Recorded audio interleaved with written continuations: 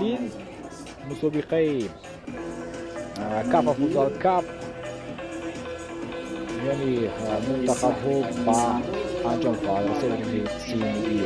بار دیگر می‌بینیم اکنون با لحظه‌های بهترین دیدار ضربه فیضلی سردارov یک چند ضربه را داد فیضلی سردارov و ضربه‌اش قوی بودند و این گل است برای منتخب تاجیکستان.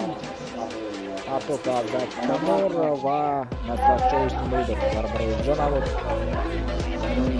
دو بریدی دروازه‌گر. با همین ترتیب حساب شده شد 1-0 رفت به منتخب ما در قسمت اول. ولی منتخب افغانستان دسته است که هر دفعه که مشهور وارد شود دسته خوب برمیگردد و در ادامه قسمت اول افغان‌ها توانستند برابر نمایند با گل زده بهمن گارگچ. خوب به دروازه‌بان رسید و بعداً وارد دروازه شد. حساب 1-1 در قسمت اولی رقابت. این ضربه زده محمد کمسوفه سر نشتا نمیره جنوب نیمه یکم بود قبل از تنفس رفتن دسته ها. جانی من با همین نیمه اول با انجام رسید دوستو 1-1 و قسمت دوم باشد بگیم با احتیاط کردن دسته ها آغاز گردیدن دسته ها احتیاط کار بودند تا اینکه با اشتباه را ندیدند و ببینید امکانیتی که داشت سمندر ریزوموف خیلی هم خوبی فیضلی سردارov و این امکانیت دویمی سمندر ریزوموف است. در نیمه دوم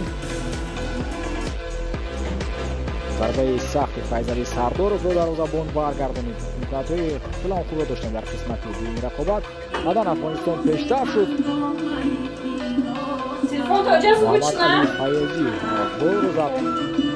دوباره منتخب افغانستان با پیش برآمد. ولی بعدا تیم ملی ما هم در حال توانست که حساب رو برابر کند.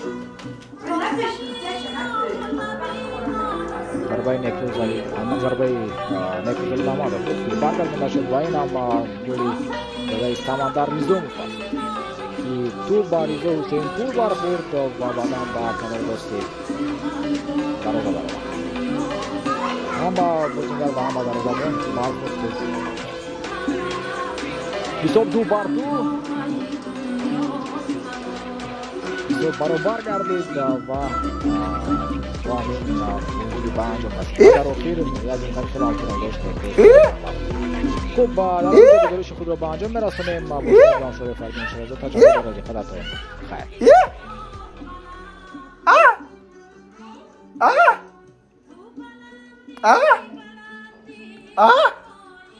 Ah!